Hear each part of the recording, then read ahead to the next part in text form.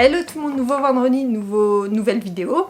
Il s'agit de ma pile à lire pour nos vacances à 3. Je viens de finir celle pour nos vacances à 7, je passe à celle pour nos vacances à 3. Est-ce que je vais respecter? On verra bien. Je te tourne un bilan de mes lectures fin août pour te dire où j'en suis et qu'est-ce que j'ai lu, qu'est-ce que j'ai pas lu, qu'est-ce qui est catastrophique et tout ça.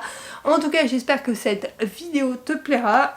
Moi, j'ai pris du plaisir déjà à l'écrire, donc c'est parti. Cette fois-ci, j'ai sélectionné 4 romans qui font partie également de ma Kindle. Pourquoi? Parce que j'ai décidé de me partir qu'avec elle et que ma pile à lire papier est quasiment vide, donc autant te dire que je vais pas prendre des papiers cette année, mais c'est pas plus mal parce que comme ça va me permettre de vider ma pile à lire numérique qui est quand même beaucoup plus importante, surtout que j'en ai rajouté parce que ma meilleure amie m'en a recommandé plein. D'ailleurs il y en a, je crois il y a une saga qu'elle m'a recommandé et un autre qu'elle m'a aussi recommandé. Donc sur les 4 romans que je vais te présenter, elle m'en a recommandé 2. Donc c'est parti. Le premier date de février 2025 dans ma pile à lire, je l'avais acheté en me disant « Oh, tu vas lire pendant ta maternité ». N'importe quoi, je n'ai absolument pas lu à la maternité. Donc voilà, il s'agit de Darling Venon de Parker S. Hunting. Donc le résumé.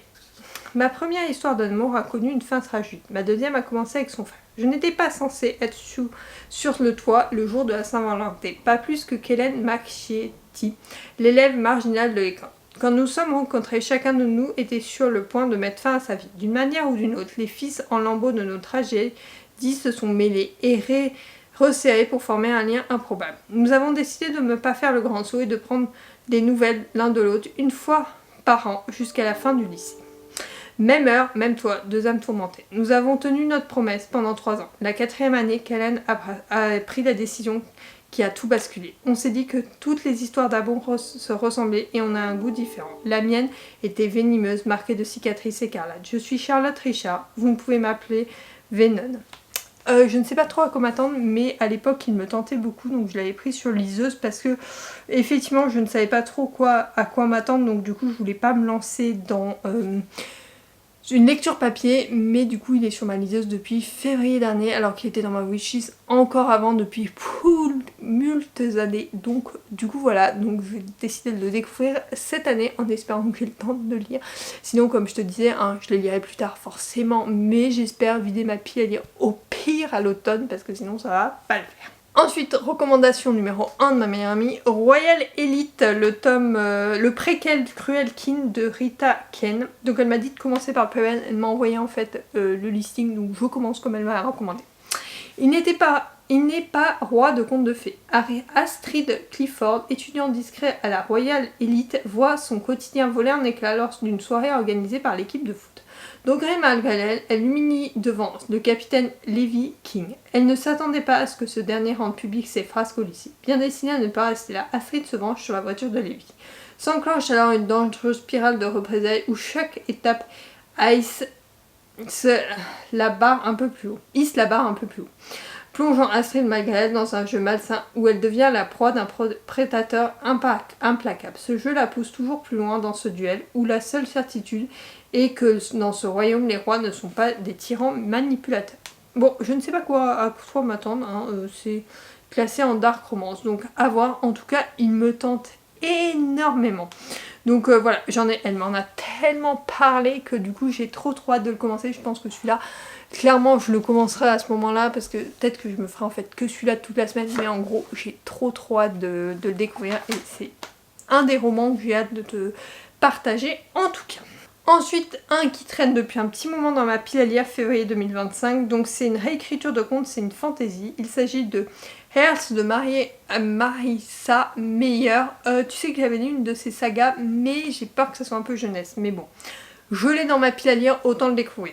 Vous êtes-vous déjà demandé qui était la Reine de Cœur avant Alice au Pays des Merveilles? La Reine de Cœur n'a pas toujours été la terrible souveraine d'Alice au Pays des Merveilles. Avant d'être couronnée, elle s'appelait Catherine et rêvait de devenir la plus grande pâtissière du royaume. Mais le sort a décidé de jouer un mauvais tour. Le roi de cœur veut absolument l'épouser et les parents de Catherine, très ambitieux, placent un gros espoir dans cette union.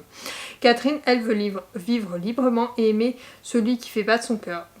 Bardine, le bouffon du roi. Malheureusement, au Pays des Merveilles, où s'entrechoquent magie, folie et monstres, les contes n'ont pas toujours une fin heureuse. Je ne sais pas du tout à quoi m'attendre. J'ai peur que ce soit un peu trop jeunesse. Tu me diras si tu l'as lu, mais en tout cas, je vais me laisser tenter. Et le petit dernier, il s'agit de Flowers Daily Silver. Mon accent c'est cata, et puis je sais même pas si j'ai la bonne prononciation. Bref, c'est catastrophique hein, mon anglais. Le résumé, les règles étaient simples, ne pas toucher à la fille et éviter les ennuis. Mais maintenant, il est coincé avec elle et il n'a qu'un seul lit.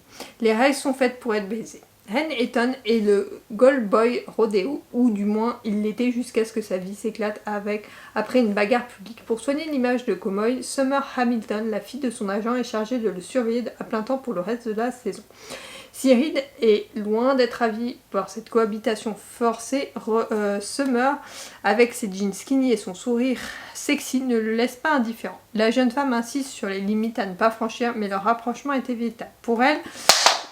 Pour elle, ça ne veut rien dire. Pour lui, ça veut tout dire. La réputation de Reed ne peut pas prendre un coup de plus, tout comme le cœur de Summer ne peut être brisé. Mais Reed est bien décidé à lui voler.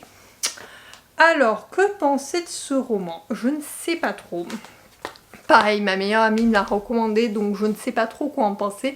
En tout cas, j'espère qu'il me plaira. L'univers a l'air sympa et j'ai vu que d'autres personnes en parlaient, donc à voir. En tout cas, j'ai la saga sur ma liseuse, on verra bien ce que j'en pense. J'ai hâte de le découvrir. J'espère que cette vidéo t'aura plu et que ma pile à lire t'aura plu. N'hésite pas à me dire ce que tu vas lire ou ce que tu as lu en vacances. On se retrouve dès la semaine prochaine pour une nouvelle vidéo et peut-être un bilan. Je ne sais plus ce que j'ai programmé pour la semaine prochaine. Mais peut-être un bilan. J'espère que cette vidéo t'aura plu, que tu passes de bonnes vacances. Et si tu n'es pas encore en vacances, qu'elles seront bonnes. Et bon courage pour ceux qui en ont pas. Sur ce, je te retrouve dès mardi prochain pour un nouveau Wikivlog. Et dès vendredi pour une nouvelle vidéo. Bye!